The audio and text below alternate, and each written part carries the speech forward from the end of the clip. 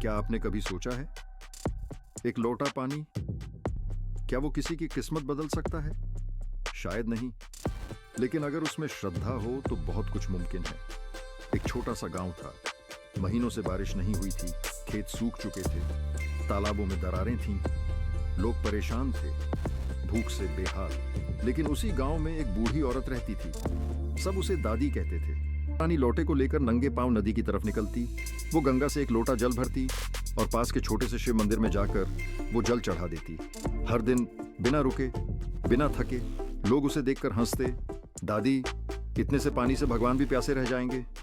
गांव सूख रहा है और ये जल चढ़ा रही हैं। दादी बस मुस्कुरा देती और कहती, बेटा जल नहीं चढ़ा रही, श्रद्धा चढ़ा रही हूँ, और श्रद्धा कभी व्यर्थ नहीं जाती।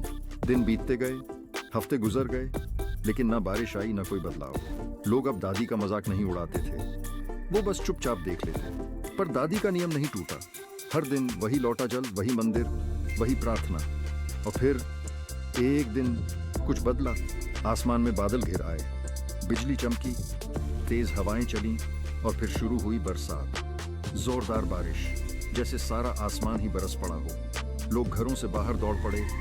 सूखी धरती पर पहली बार पानी गिरा था, वो भी महीनों बाद। सबसे पहले वो बारिश का जल गिरा शिवलिंग पर, जैसे भगवान खुद दादी की आस्था का उत्तर दे रहे हों। शिवलिंग चमक उठा और जैसे सारी प्रकृति ने सिर झुका लिया। कुछ ही हफ्तों में खेत फिर से हरे हो गए, तालाब भर गए, जानवर खिल उठे, बच्चे फिर से खेलते दिखे। वो गांव जो कभी सूखा था अब खुशहाली से भर गया। अब वही लोग जो दादी को पागल समझते थे उनके चरण छूकर आशीर्वाद मांगते। और दादी अब भी वही लौटा जल लेकर रोज जाती, क्योंकि उनका विश्वास मौसम से नहीं भगवान से था।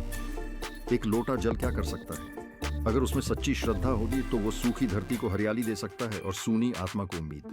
सीख, श्रद्धा छोटी नहीं होती, वो तो वो दीपक है जो तूफान में भी जलता रहता है।